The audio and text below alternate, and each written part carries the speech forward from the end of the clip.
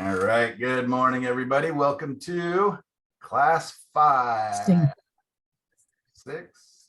I can't hear him. I don't know what class this I is. don't know where the volume Second to is. last class, anyway. What's that? And yeah, so go ahead and mute yourselves there if you need to. There we go. And yeah, feel free to unmute. Remember, you can always just push the space bar if you're on your computer to talk if you would like, or ask questions or comment. And today we start on our final assignment. So hopefully you guys have been busy going through all your different references or the references I provide on the Facebook page. And I will share the one that I am doing. Today, you're more than welcome to paint along as always, but this is your opportunity to try some of your own stuff, or look through different references, or even make up a scene based on a couple different references, things we've talked about. This is also an opportunity to kind of go through and discuss kind of what we've learned, kind of our big takeaways so far in the class, and so maybe some of our trials and tribulations. And I'm going to bring up our Facebook page real quick here and see how we are all doing over there.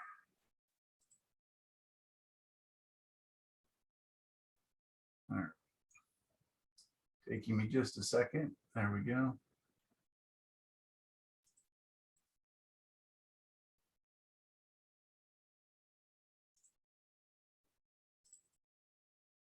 All right, great. Everybody sees our beautiful Tonalist painting class Facebook page.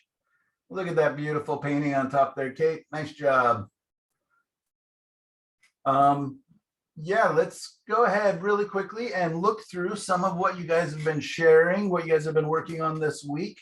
I, again, just know that being lead up to Thanksgiving, I was very impressed with how much work you guys actually put in and were able to do. And then the fact that so many of you were able to show up today, even if you're in the kitchen working, that's great. I'm still super happy to have you.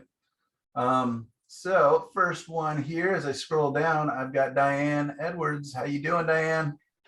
I'm better. I was sick all last week, so I missed last week's class, but I've been trying to catch up. Oh, good. I'm sorry. I mean, not good you're sick, but good you're feeling better. And yeah, very nice. So were you able to paint this during last week while you were not feeling well?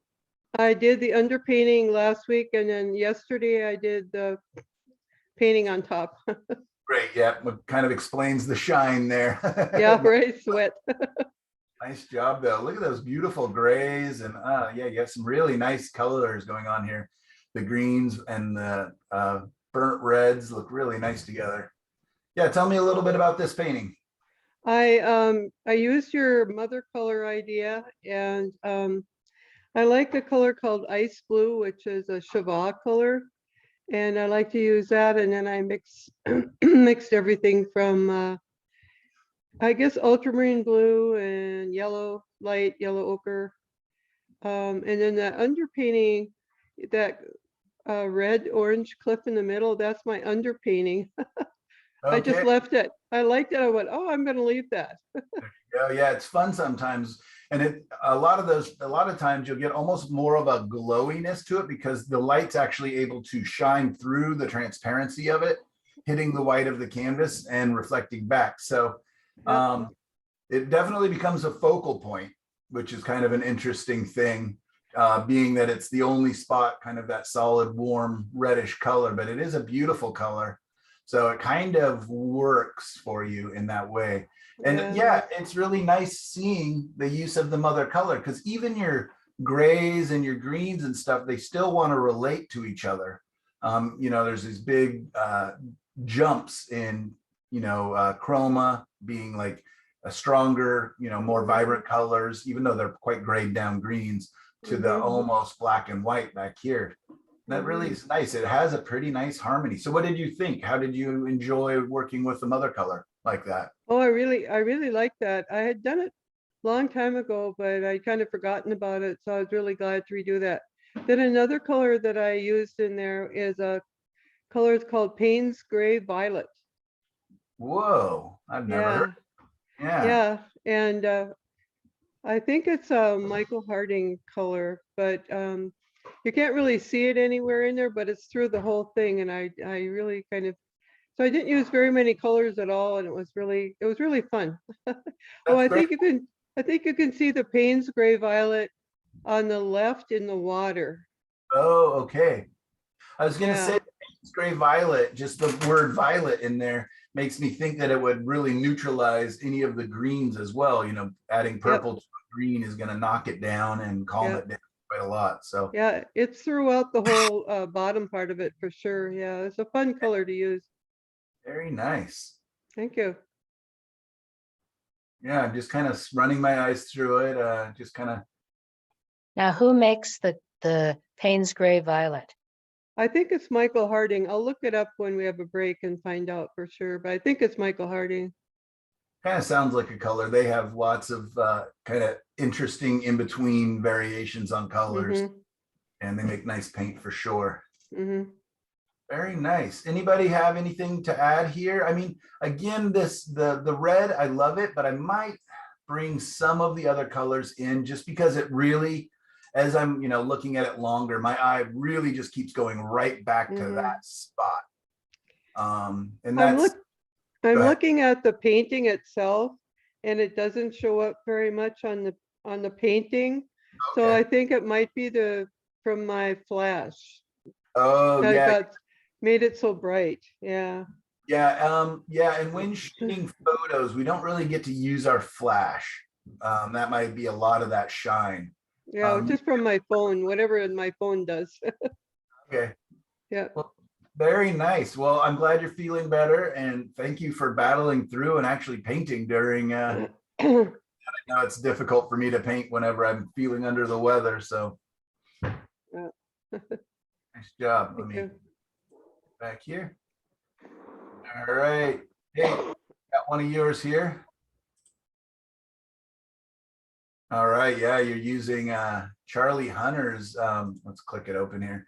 So I'll go ahead and read what it says here. It says, my second palette after Charlie Hunter, Van Dyke Brown, Raw Umber, Payne's Gray, and Titanium White. Yeah, what a beautiful color combination.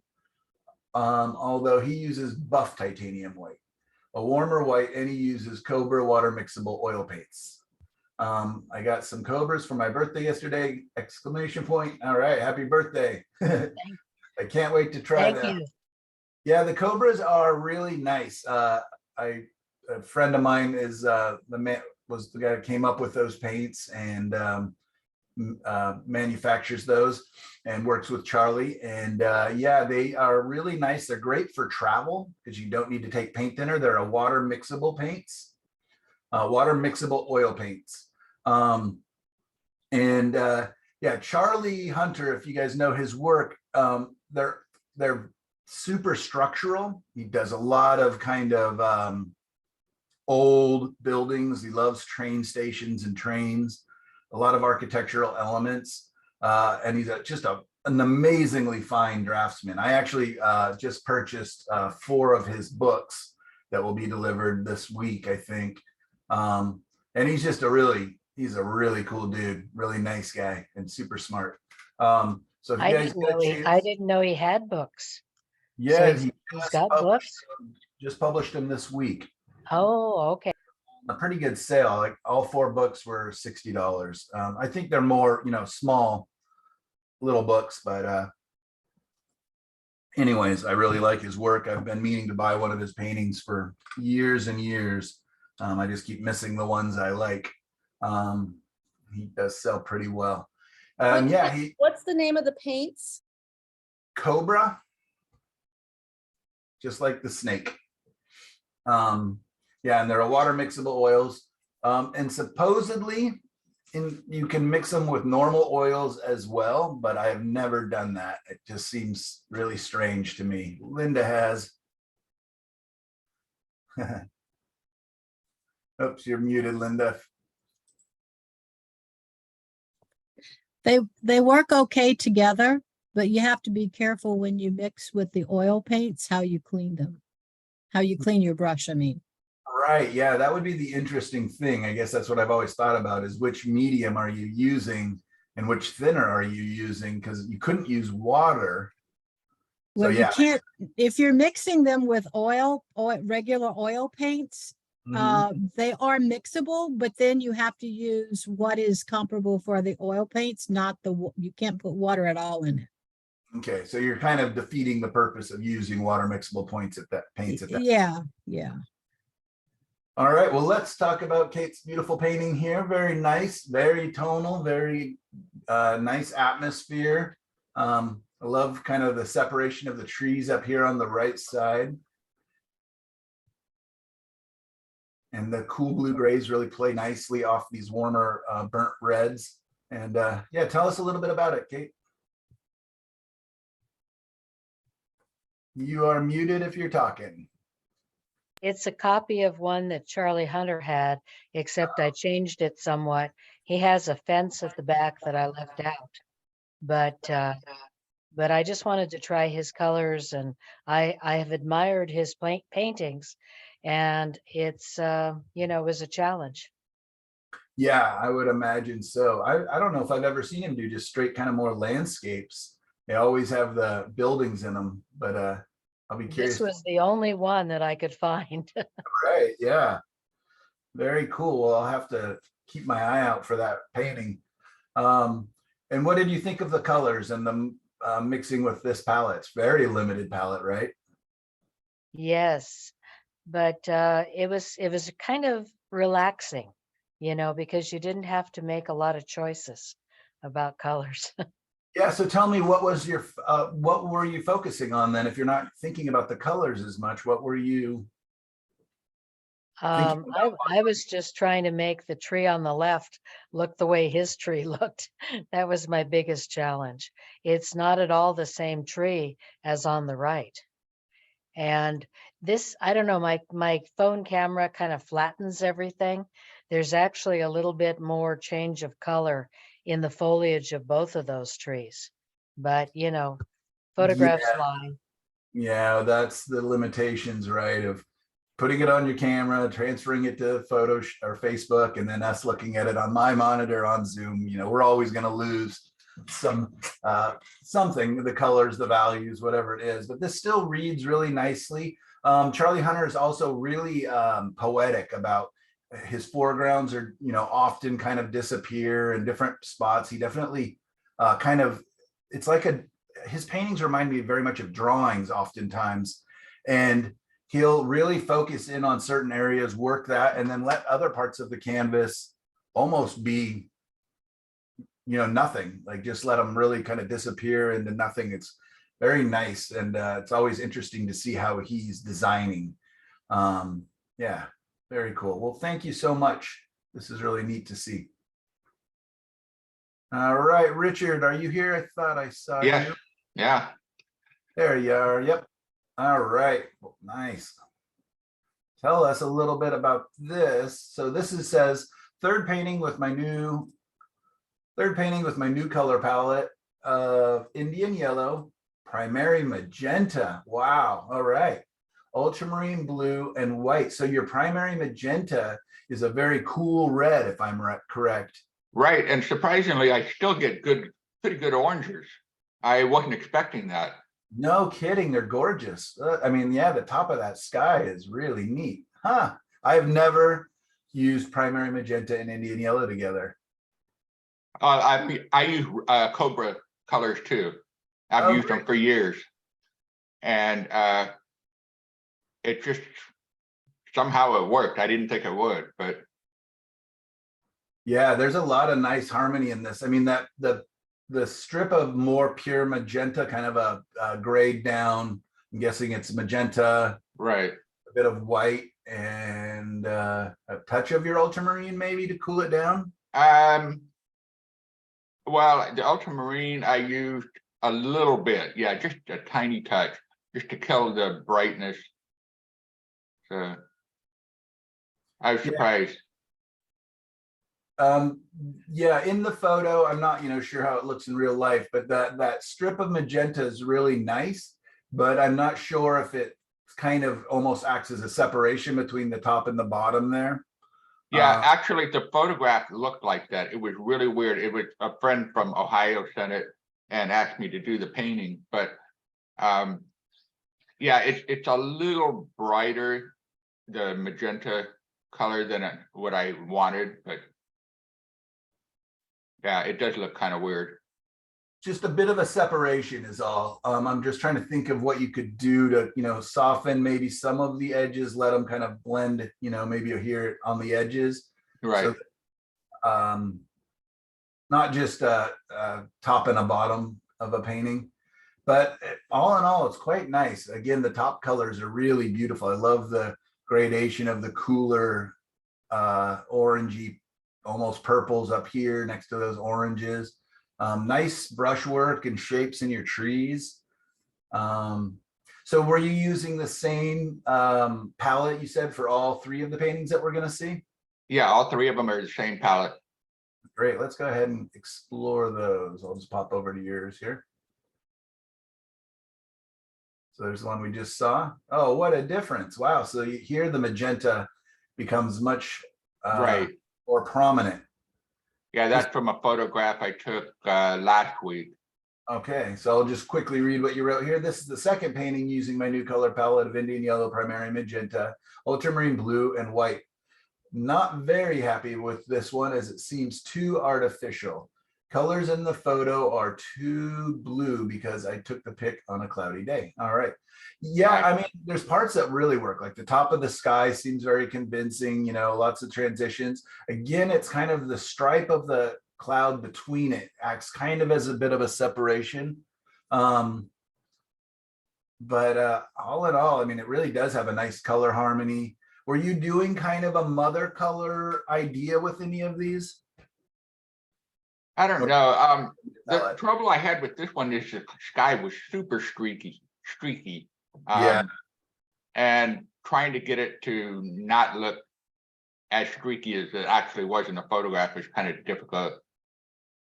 The yellows just kind of disappeared in the photograph. You can't really see that. But. Yeah, I mean, the good news is, as it dries, you can always come back with more paint on top, opaque paint, and do whatever restructuring you want if you want. Mm-hmm. All in all, it almost reads as a watercolor to me, especially in the sky and on the right side of the trees here. It's kind of interesting. Is that a lot of the canvas kind of coming almost through, like it's really thin paint on the sky? Yeah, I use ampersand gesso board for my painting surface, and it just, I don't know, this thing just came out really weird. I couldn't get anything to work the way I wanted it to. Yeah, ampersand is a wonderful surface for people who understand it. I am not one of those people. I always end up wrestling with it because it's really slippery. It's a very smooth surface, not to absorb it. They probably make some of the best quality boards as far as archivalness. They really put a lot of work into it. At least that's my understanding. Mm-hmm. But yeah, the slipperiness is tough for me. A lot of times I will actually, it's a gesso board, I will actually add one coat of my own gesso because I like it cheaper, slightly more absorbent, slightly less slippery surface. Mm-hmm. But yeah, it's a lot of fun. Brian Mark Taylor and Charlie Hunter both really like those boards. But they have very different effects that they're using on those boards. So yeah, have you studied Charlie Hunter's work? I've seen a couple of his videos. Okay, yeah, because you're using the ampersand and the Cobra paints, I was curious because yeah, he's kind of definitely one of the spokesmen for Well, yeah, I found out about him from Michelle Byrne. I don't know if you know who she is, but she's in Tucson or somewhere down there. But I'm not sure. Probably know her work, but yeah, anyways, very nice. Good wrestling. And you can always, again, go back on top. The surface won't be as slippery once you have this initial coat of paint on there. Right. I was wondering if I glazed the thing, if it would, put a transparent glaze over it. All the colors I use, except the white, are transparent anyway. Yeah. Yeah, that's true. Yeah, very much. So I'd be curious. Let's go back here and see your third one. I'm in the car, Michael, so I can hear the class. All right. Drive safe. Oh, my husband's doing it. Thanks. Happy birthday. So I skipped to your palette really quickly, just so we can get a little bit better idea. So says, so I did some experimentation with color per Michael's instructions. Good job, gold star. I planned on using Indian yellow, Payne's gray, and 2 reds. That didn't work. The Payne's gray wasn't cooperating, so I swapped out that for ultramarine blue. Ended up with Indian yellow, primary magenta, ultramarine blue, and white. Those colors yielded a combination of the top row and the bottom row. So I mean, yeah, that top row is really beautiful. It's interesting that the blue just disappeared in here, right? Yes, right. The other colors. So yeah, the Cobra Paint gray, it's just like black. Even if we put white in it, it doesn't have the blue touch to it like most Payne's gray do. Okay. So different manufacturers do it differently, but 100%. Yeah, absolutely. Even like within the Gamblin paints that I'm using, they're, they have the 3 different levels of paint.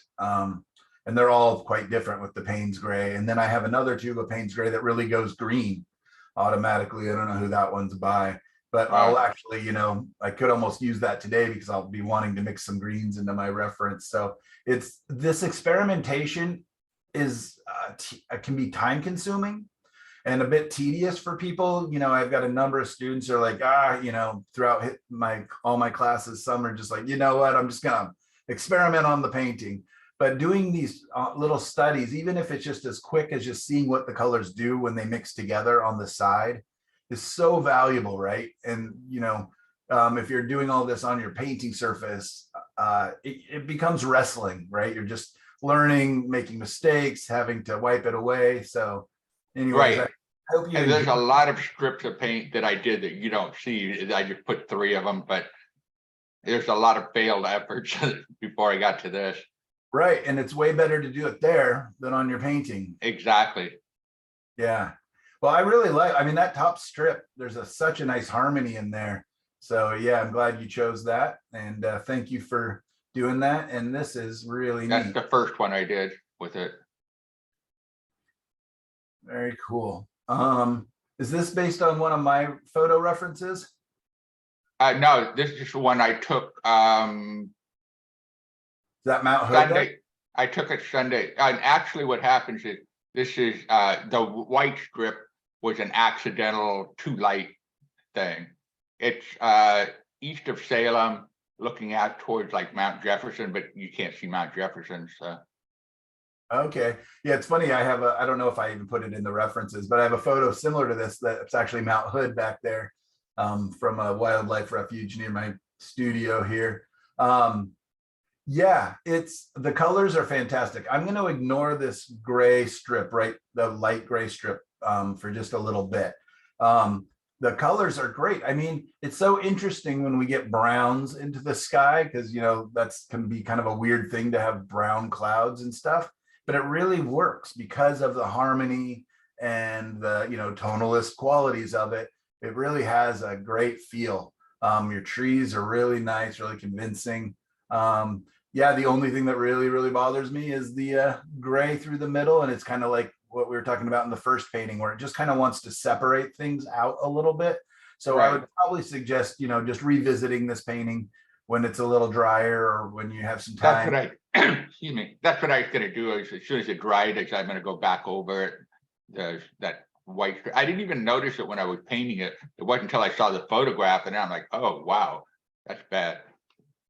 Right, and it's generally, not always, depending on the light source and everything, but generally that'll be a touch darker than the sky itself. because it almost, what it's reading like to me is that it's sky, cloud, sky, big bunch of clouds, and then almost wants to read as sky again.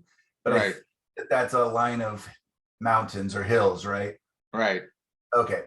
So you see what I'm saying? Because it's almost the same. right, right. Yeah, these were all sunrise photos that I took, like 7:15. You're driving around the countryside. So the light it had all kinds of weird effects depending on which way you were going, whether it's east, south, or north. Yeah, yeah. We're actually going to talk about that in our color painting class. And then again, in the spring class is going to be painting clouds, trees, and water, which I taught last year. A lot of fun. And we're going to be this time focusing on imagine you're kind of at sunset, but what would be the three different angles: looking at the sun, looking sideways to the sun, and looking away from the sun. And how different, even though you could take the photo, all three photos within a minute of each other, how amazingly different that is.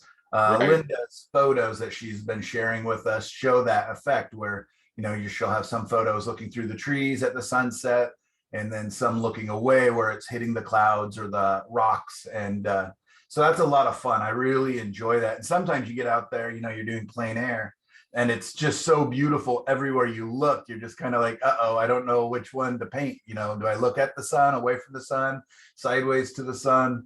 Do I want my objects being half lit, front lit, or back lit? All the different choices we have to make.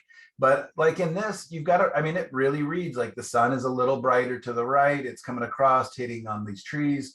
And, but you have, anyways, great job. All in all, great experimentation. I really appreciate your playing with all of those palettes. Thank you. All right, Susan, you are driving. See if we can catch you while you're still here. So Susan did a line of trees, it looks like here, limited palette painting, yellow, umber, red, ultramarine, and white. So interesting palette for sure. You kind of, you're hitting all the three primaries pretty good, but you were able to neutralize them all down into these nice fall kind of warm colors. And yeah, this reads nicely. This is the palette that's going to be on my painting today, or similar. And hopefully I'll get some of these beautiful colors that you got here. There's a nice rhythm. There's a musicality to this one. And again, just like I said in last week when we were looking at your work, I'm just so impressed that for those of you who know Susan or are just meeting her, when I first met Susan, everything was just lots of little brush work. Everything was very, I don't want to say busy, but very rendered. And so it's really interesting that in a short time, she's gone to this more poetic, more loosely described elements, and then allowing us to be kind of focused in on an area. So that's kind of fun. It's interesting when I've had students for a little while to get to see progress and transitions in their styles. So it's a lot of fun. There's some really nice loose brush strokes. These trees are not overly described. Look at this fun line over here. Broken edges where the trees kind of come and disappear. Yeah, and a nice rhythm. That's something I was thinking about this week because I've been painting a lot again. And I found myself putting on very, I love classical piano, classical guitar music with no vocals. And I found a couple of songs that I would just put on repeat. I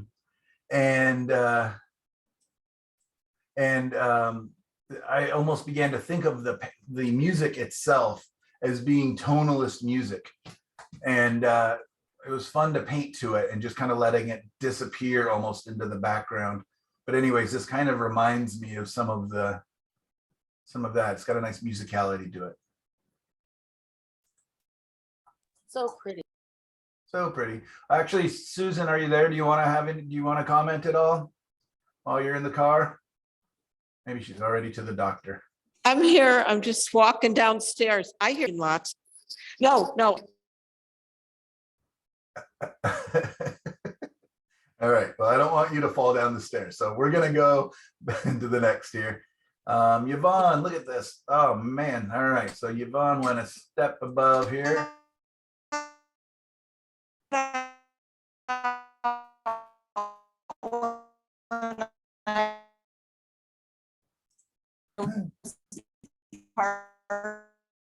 I don't know, somebody's talking, they're making noises. I'll listen to it later.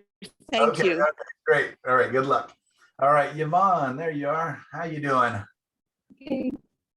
Great. Look at this beautiful, both of these palettes are really interesting. Tell us a little bit about what you got going on here.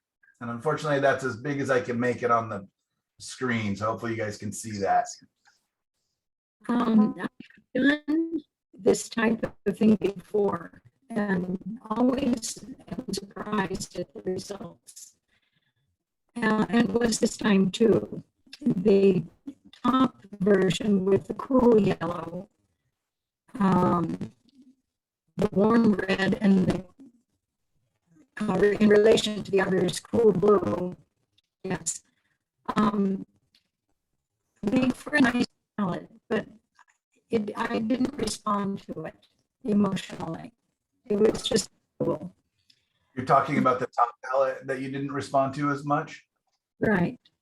Oh, It's nice enough, but I could not see how to make a still life out of it. It would work very well for an urban scene. But the lower one, I thought it made a very sweet, warm combination of colors, and I could really see that in landscape painting. right. Yeah, lots more range here. Yeah. And yeah, I mean, like that blue to me is jarring in this, but it would be easy to neutralize that just a touch. But I'll be curious. Yeah, beautiful palettes. I really appreciate you putting in this this amount of effort and experimenting. And again, just like with Rich, it looks like it really paid off that you experimented with this palette. Like you said, it didn't quite get what you thought you wanted for this painting. So you continued to experiment, came up with a palette that presumably you were much more comfortable and happy with and thought you could create the image that you were after. Is that correct? Yeah. As far as the cobalt blue goes, I might try another one with the cad yellow medium permanent rose and then ultramarine blue. That might even be us. I mean, you can make this into an ultramarine pretty easily by just adding a touch of the permanent rose. You can see it going that way on the in-betweens here. So yeah, let's see. Did you do the painting? Oh, I did not. Oh, okay, no problem.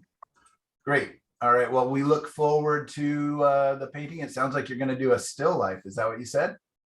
No, I won't. I'm not a still life painter. I'll keep landscapes. Beautiful colors. Great. Well, thank you for doing that. I really appreciate it. And thank you for sharing your palettes, because again, we're all learning with and from each other as well. So I definitely am liking a lot of this, what's going on here. So, and I really like the top one too. And I think would work great for some of what I'll be doing today. So thank you for that. And Renita, I like that. I hate my computer. So it looks like you got it posted though. Was that what you were trying to do, is post this picture that's down below a little bit here? Yeah.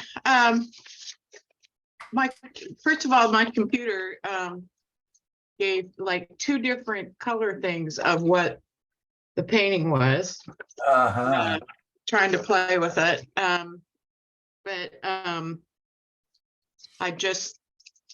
I forgot everything that you taught me. I tried to do one color over another and I just ended up with a mess. But I went ahead and put it on there anyway, just to show that there was an effort, even though I screwed it up.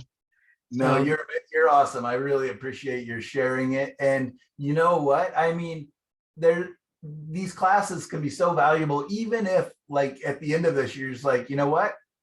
I'm not a tonalist. I am a colorist. Well, Because that every one of probably your is paintings true, ends yeah. up being so. Go ahead. Sorry, I was interrupting you. No, I interrupted you, sorry. Yeah, I probably am a colorist. I notice color before I notice shapes, but I was, but I just, yeah, it was frustrating and it was like, okay, I need to start over. I need to do it either as a black and white first and put on a glaze, or I need to, do it in layers another way, but putting it all together, it was just a mess. So, Yeah, a lot of But- times I don't even do the black and white underpainting, but I will just do a black and white from a black and white photo. yeah. And then I'll kind of make up the colors in more of a harmony. Yeah, go ahead. What were you going to say next? But the good news is that I can't get taken for copyright infringement. So Yeah, what was the painting based on? Kevin Kevin Porter. Coulter, yeah, I used his palette and just did the middle of the picture because it was 15 by 30. So, but once I got going, I couldn't do my trees as usual. I couldn't do anything. So, because I was trying to copy his way he did the trees, which wasn't as solid as mine, and it's just like, okay. Yeah, so the technique that I'm going to use to build the painting today is Mhm. not too dissimilar from how Kevin builds his paintings. He will do an underpainting oftentimes, and then he uses Q-tips often to come through and kind of clean out areas where he's going to make more opaque paint and add a little more color. Okay. So he builds his paintings up pretty carefully. He's definitely really good at design. When I turn the camera onto the palette, I actually have one of his paintings behind my easel. Maybe I'll see if I can't share it with you guys. Yeah. I love his work. He seems like a really nice guy. I've talked to him on the phone and stuff, but I don't think I've ever met him in person, but I really do like his work. So noble effort. His paintings are really nice, and what a challenge. I think I've had another student in past class use one of his paintings as a reference as well. And you guys feel free to copy paintings. There is nothing wrong with copying paintings as far as copyright and everything else, as long as you're using it to learn. We've all seen when we go to the art museums and stuff, people in there literally trying to copy paintings. The big thing is, give credit to it on the back, which is what I always do when I do it, I guess. And I just don't sell those. Those are just for me. That's just learning. And so, yeah, I wouldn't worry about that. And then you were, right away, you just told us, it's based on one of Kevin's paintings. So you're fine, you guys. Even if for one of your final assignments, if you really want to try to replicate another artist's work, I'm fine with that. And we will, just don't enter it in any shows or competitions, and definitely don't sell it. You're fine. People do it all the time. It's a tried and true form of learning painting. So if I may, I'm going to be a touch on the ruder side here and talk a little bit about your brushwork, if I may, Renita. Definitely, it's messy. Go ahead. So so when I look at your work, I see a colorist and I see a closeted impressionist. Both great. I love color. I love impressionism. I love Monet. Is pretty much my favorite artist. He's my guy I go to all the time, even though I don't paint anything like him, very rarely at least. So I think hopefully you're going to join us for the color class this winter, starting in January. I think that you are just going to thrive in that. I think, and I'm not even going to hold you. If you don't worry about doing tonalism, even for your final painting, if you do not want to. If it's not coming naturally and you're fighting it, I think we lean into our strengths. I don't think, I think we can work on, things that need working on. But if that's just not attractive to you, or your soul basically just always starts adding more color and everything else, don't fight it. Go with it. I think we definitely can learn and feel more comfortable that way painting. As far as the brushwork, You paint like my mom paints actually a little bit. And I've talked about this in other classes, is she is a kind of a dabber with the paints. It's I almost think that sometimes she uses her brush like a stamp tool. So, you know, like you went, okay, are these flowers in the foreground, blue flowers? Is I think it's just the way the grass is, and I should have done, you know, but by then I was so frustrated. I was just like, oh, get it in there. all right, well, whatever it is. Did And it some happens. other paintings that are better, but yeah. No worries. It's in your trees. It's everywhere. Where you're just kind of like, okay, this equals 1. And so just all of a sudden you're just dab, dab, dab, dab, dab. And you can see like where you put it on the first stroke and then on the 10th stroke where you're not really reloading, you know, the paint's just getting thinner and more brown, you know, mixing in with the paint underneath. I also believe that you are holding your paintbrush like a pencil. Like I do sometimes. I try to keep reminding myself, but if I don't think about it, yeah, I do exactly. And I have palsy trimmers. So, well, then yeah, so control the brush is a little, some days really hard for me and other days it's not a problem. So, all right, well, good to know that. And yeah, with that, impressionism is going to be your best friend, right? Like, yeah, you can absolutely lean into that a little bit when you're, you know, when that's the way that your body's going to be behaving with the paintbrush. So yeah, just see if you can't hold the paintbrush sideways with the brush in your palm versus pointing out with the back of the brush coming between your thumb and forefinger. I would rather that the base of your brush, the end of your brush, is down at the end of your palm near your pinky. And just to see, even if you're going to paint impressionistically and as a colorist, I still think that will help you. What it allows for is just a bigger variety of brush marks. And then the other thing is you get a little bit of a softer touch, because I can see in the clouds too, where all of a sudden the undercolor is starting to push up and through. And, you know, your clouds are starting to turn green because just totally doing that. Yeah, I just I redid the clouds over and over and over again because it kept bleeding through to green, and then I got it to yellow, and it's just like, oh man. Yeah, it's a wrestling match, especially when we're painting thick on top of, you know, wet paint or anything else. So again, holding the brush will allow you to do wet into wet a little bit better. When doing wet into wet, you're gonna have to constantly be cleaning your brush, like almost every stroke. Clean your brush and reload your brush. So either, you know, you're gonna have to let your paint kind of dry in between layers, or what you could do too is if you put your blue background first, which I can tell you did, you covered the whole thing in blue, and then you put your clouds on top. What you can do is go through with your paper towel before you apply the clouds. Yeah. And wipe back up some of that blue paint where you're going to put your clouds. I do that all the time. I did it too blue in the first place. It should have been much lighter, but yeah, I did some other paintings. This one just was awful experience, but yeah. Well, I really appreciate your sharing it. That's brave of you. And it allows us to have this conversation and everything else. I'm sure half of the class, if not more, is agreeing with a lot of this, the frustration that you go through. And I do the same thing. I absolutely will be wrestling with paint, just like, why is it bleeding through? Why are my colors mixing? Why is everything graying down? Why are my colors getting muddy? All the things that, you know, oil paints are definitely kind of. It could have been the surface too, because I'd painted something on it before and sanded it down. So yeah, it gets kind of slippery.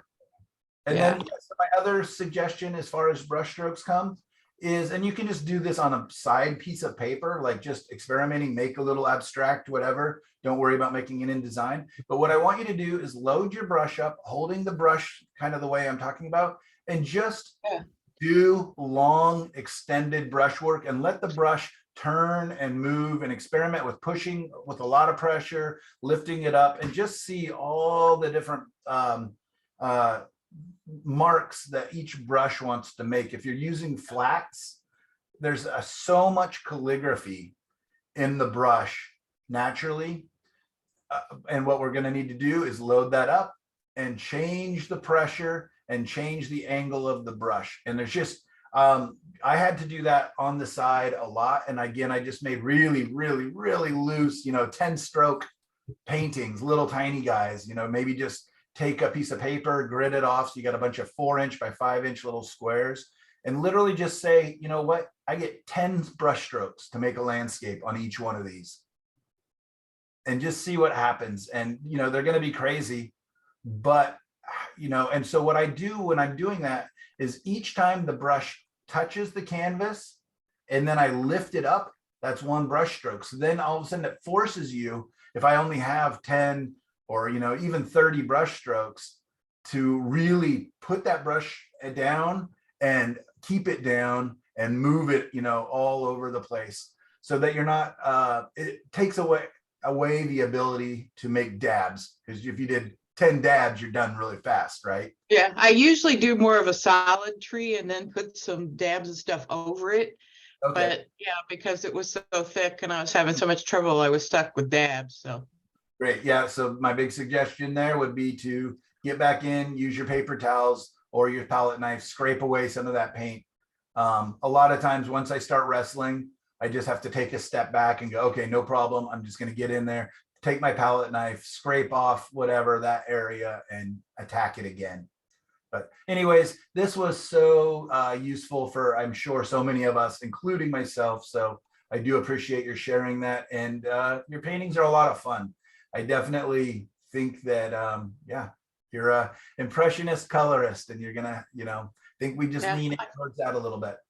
I put 2 other paintings in there. I don't know where they went, but. So if I click on your name, they should pop up. Let's see.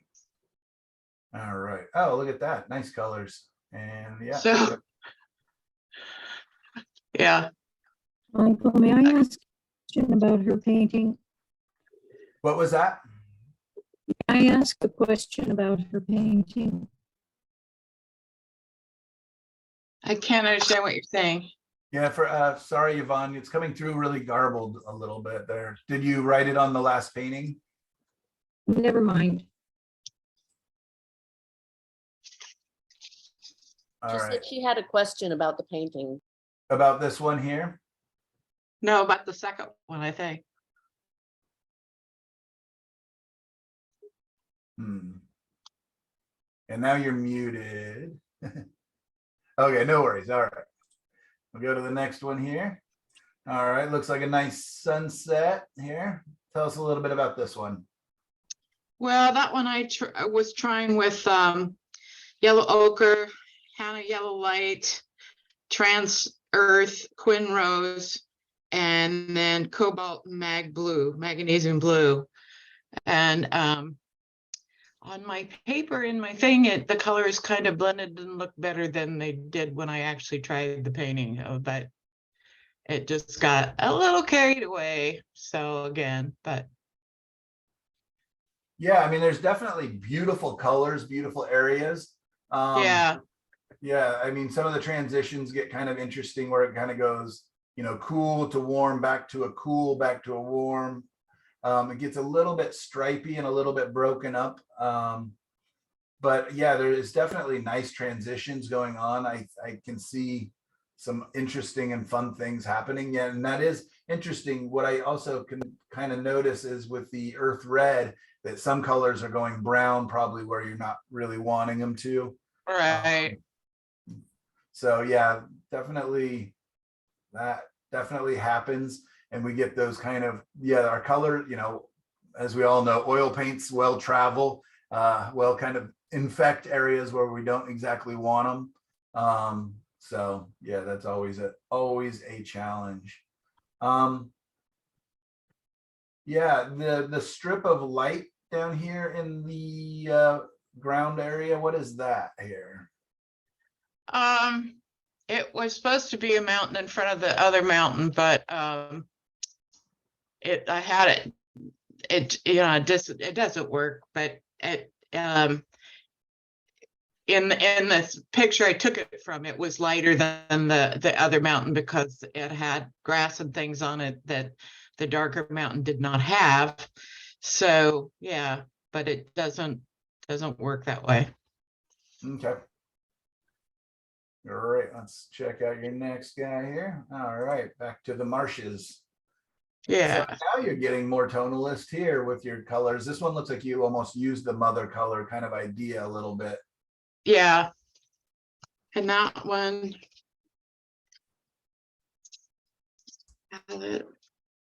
Yeah, I see your notes up here. It says you're using David Sharp's palette of titanium Yeah. white, cadmium yellow, cadmium orange. Yeah, I can see that for sure.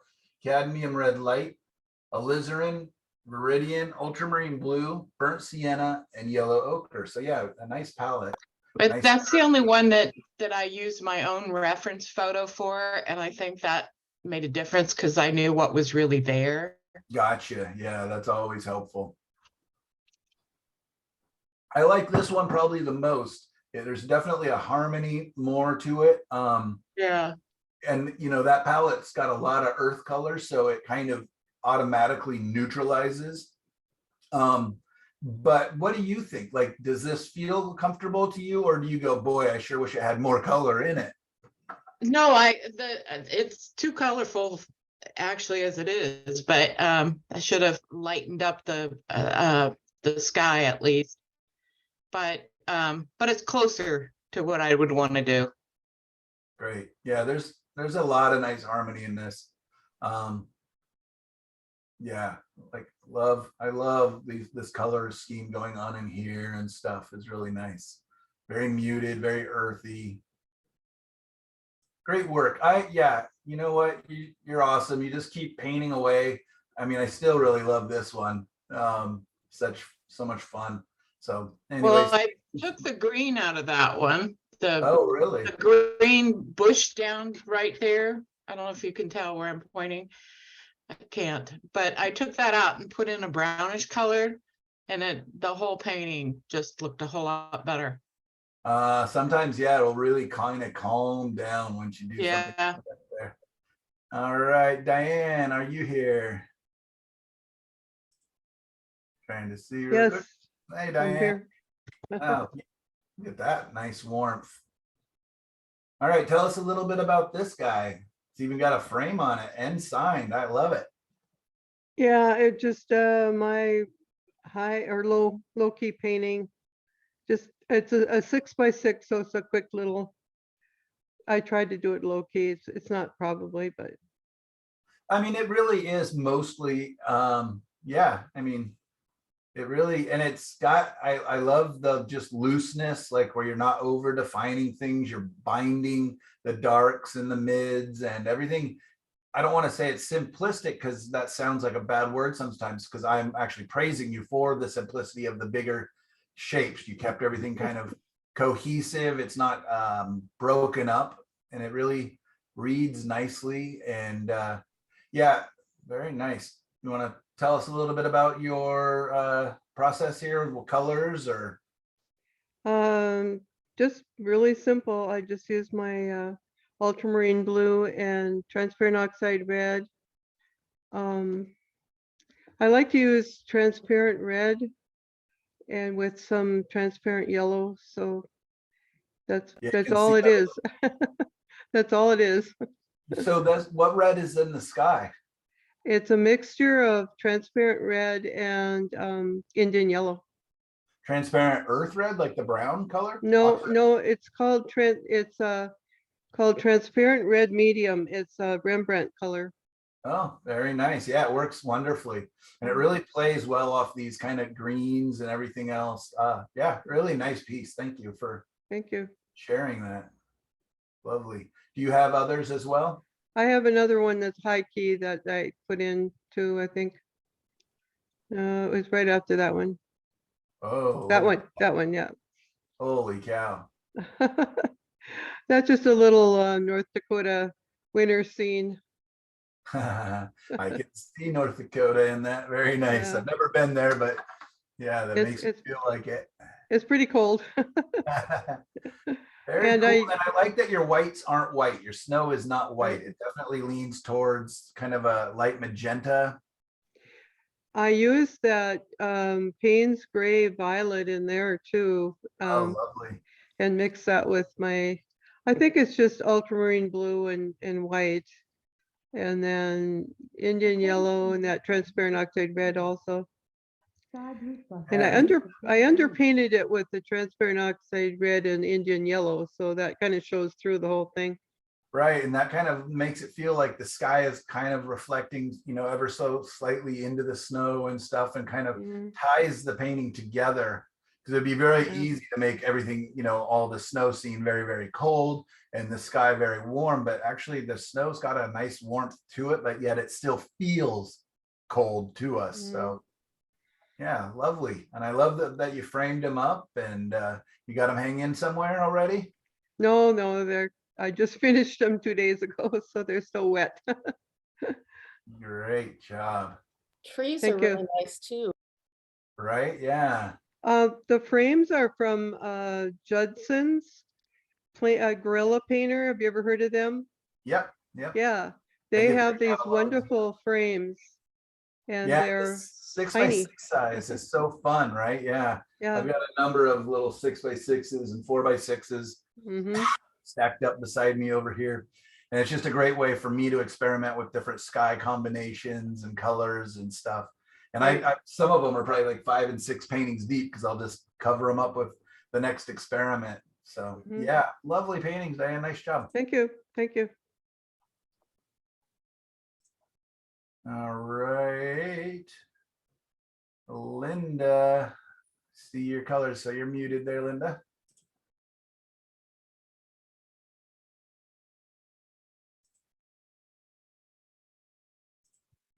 There you are. Hi, I have old paints from like 25, 30 years. I've been collecting paints or longer. And I pulled out, my Indian yellow is gone. My permanent red rose is gone. Like I can't even open the tubes anymore, even though I put them in hot water. So I'm gonna grab my book is right here. Yeah, I definitely have inherited boxes of paints, from relatives that are like, they don't paint anymore, but Mike does. Let's give him paints. And Yeah. I end up having to cut some of the tubes open, and it's a single use paint tube. I just cut them open, squeeze out what I can. Sometimes they're rock hard. I don't know how they dry out. I know, but one of my colors, let's see, what color was it? The top one, I didn't even write down what I used. It was some phthalo green. I used a phthalo blue and permanent red rose and cad yellow medium was the top one. Okay. But the second one I used ultramarine blue, quinacridone red and cad yellow deep. And everything just went black. I couldn't get any color out of, I don't know, the black just made really good black. Really strong. So you used black to mix with it up above? Well, yeah, and white on the bottom, but I did it in a hurry. I have to tell you something. My husband is home today because, I don't know, he took off to help me with my phone. I got hacked 3 days ago today. And the guy is using my phone number. He has absconded with, he's like, I can't access my account, my old Facebook account. My phone number, when my husband calls, my phone number, it brought up his phone number, but I don't know. He's talking to T-Mobile right now to try to get it straightened out. It's some hacker. And he really hacked me good. And it's awful. I can't upload my photographs, my paintings that I did because my husband's using my phone. So the bottom one was cad yellow medium, quinacridone red, and cerulean blue. And I kind of like that. If I added more white to this purple area right here, like, yeah, where it turned purple, it really made a nice purple. And that's the mother color. The big blobs is the mother colors. And that's something this is still wet. I'm going to hold it up. Maybe you can see it if I hold it up. I'm working on this. I'm not finished with it. And it's a commission from my cousin. Probably, I'm just going to give it to him. He asked me to paint his grandfather's old barn, and Very I'm cool. still working on it. Love And your then sky. I used crazy like phthalo blue with a touch of ultramarine blue in it, and just very pale. And then he's on the Atchafalaya River in Louisiana, and I have a tiny one that I did. I don't know if you can see it, of the riverbed in the river. I don't know, where am I? Right here. Here, hold on one second. I'm going to. There we go. I added a spotlight for you there. Okay. And this is the second one I did. And I need to let them dry a little bit so I can put a little more color browns in the ground, and make the clouds whiter, and just a couple of highlights in the clouds. You may want to bring some of that green that's in the mid area into the foreground as well.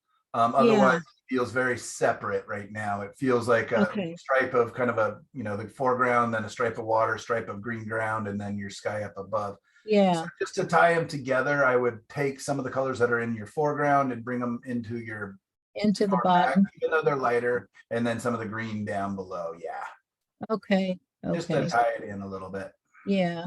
And that's the mighty Atchafalaya River. He's complaining that it's down by about 30 feet.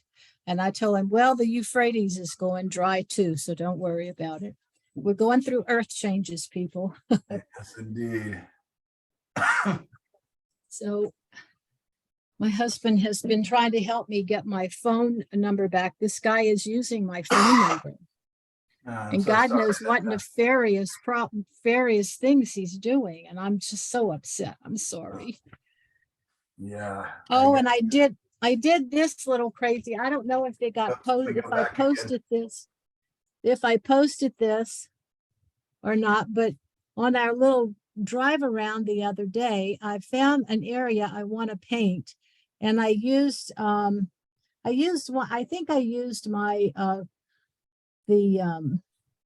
quinacridone red, cad yellow medium, and the cerulean blue is what I used in this palette. Nice. And I did coming along nicely. I did mother, and I just painted it, as you can see, on an ad from the newspaper, That's amazing. I just sewed it and one day and one night before I went to bed, and got up and painted it the next morning. The day I got hacked. No excuses, right? Wow. No, I just had to keep painting and keep doing things. And I redid the black and whites that we did at first. I redid both of those, but I haven't added color to either one of them. And I think I posted those. All right.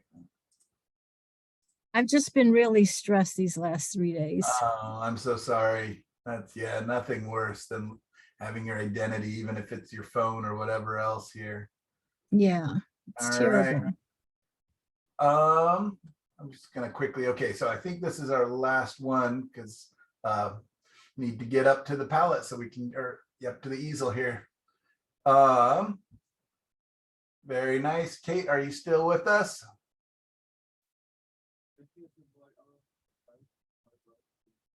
So Kate, that looks like a sugar, a maple syrup area, like a maple syrup shack.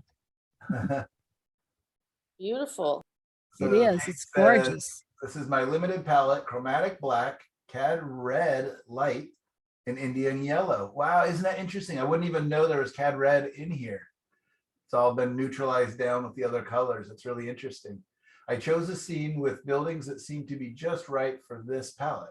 It is a winter snow scene. I will paint another with full foliage. Very cool. I love this color harmony. I've always been a big fan of black and white or gray tone paintings with yellow. I don't know why that is, and I never paint them, but I always enjoy it when other people do. Really nice, Kate. I love your cast shadows being very light, not heavy handed on the snow. Yeah, Beautiful grays, really nice. Yeah, lovely piece. Still not there, Kate? All righty. Great. Well, I want to ask you guys a couple questions here. And actually, you know what? I'm just going to go ahead and step up to the, well, let's take a roughly about a 10-minute break, and I'll get up onto the easel. And then as I'm starting my painting, I would love to talk to you guys about kind of what we've gone over in class and kind of what you have enjoyed the most and which parts maybe you hated the most, what you'll be taking forward into your art making. And so there, let's take a quick 10-minute break. We'll get back here at 10:17. And I'm going to go ahead and start setting up at the palette or up at the easel. And yeah, it's going to be a whole different ball game. I've never demoed on a 24-inch by 36-inch